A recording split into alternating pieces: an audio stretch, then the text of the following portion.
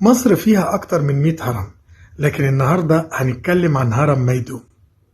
هرم ميدوم من أقدم الأهرامات على أرض مصر، حتى من قبل هرم الملك خوفو كمان بحوالي 60 سنة، وأطلقوا عليه كمان اسم الهرم الكاذب. ليه بقى أطلقوا عليه هذا الاسم؟ تعالوا نحكي الحكاية من أولها. هرم ميدوم موجود في قرية ميدوم التابعة لمحافظة بني سويف، وبيبعد عن القاهرة 100 كيلومتر للجنوب، والوصول ليه بيكون من محافظة الفيوم في رحلة بتاخد ساعة بالعربية. بيعتقد بعض الباحثين في علم المصريات إن الهرم ده بدأ بناؤه في عهد الملك حوني آخر ملوك الأسرة الثالثة، ولما مات حوني وما كملش البناء فقام الملك سنفرو أعظم بناة الأهرام في مصر القديمة بإكمال البناء بتاع هذا الهرم، وده من حوالي 4570 سنة من دلوقتي.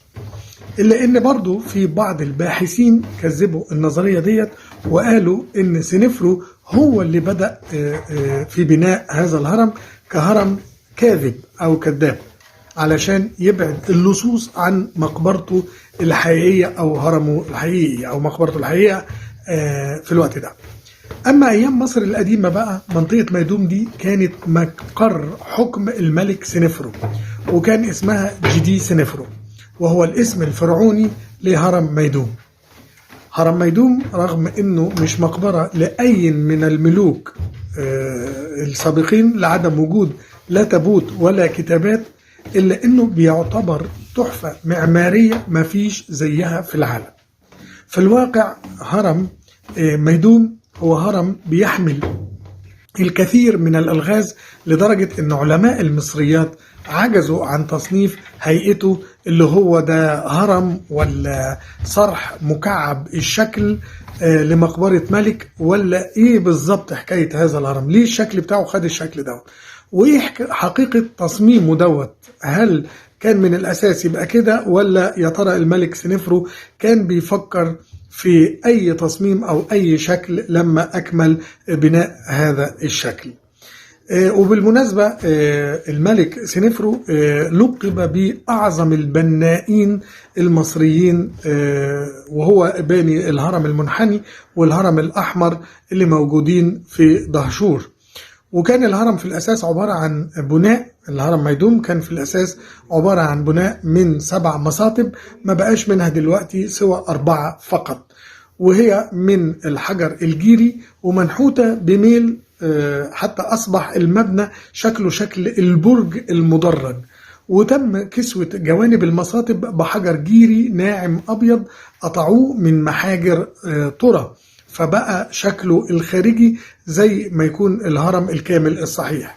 بيبلغ ارتفاعه حاليا 45 متر، وكان ارتفاعه في الأصل 92 متر، وطول كل ضلع من أضلاعه بيبلغ حوالي 144 متر، والمدخل بيوجد على ارتفاع 30 متر، ومن المدخل فيه ممر طويل بينزل لمدة 57 متر أو مسافة 57 متر في النهاية لحجرة الدفن.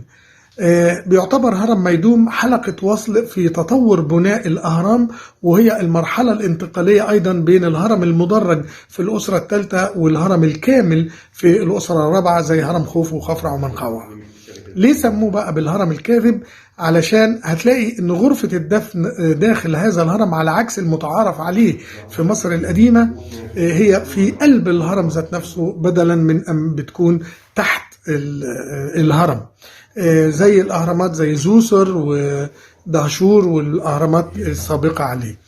وكمان الغرفة هتلاقيها فاضية مفيش فيها تابوت، وكمان المعبد الجنائزي الملحق بالهرم جدرانه خالية من أي كتابات، على عكس المعابد الملحقة بالإهرام مثلا زي أوناس والأهرام اللي بعد كده، ومفيش أي كتابات بتوضح صاحب هذا الهرم أو إنجازاته. وزي ما قلنا طريقة بناء هرم ميدوم كانت مرحلة انتقالية ما بين الهرم المدرج والهرم المكتمل، فتم بناء المصاطب كما كان متعارف عليه بالأحجار، ثم قام البنائين والمهندسين المصريين وحشوا الدرجات بينها وبين بعضها بالأحجار الجيرية ليكون شكل الهرم أشبه بالشكل المكعب منه بالشكل الهرمي العادي.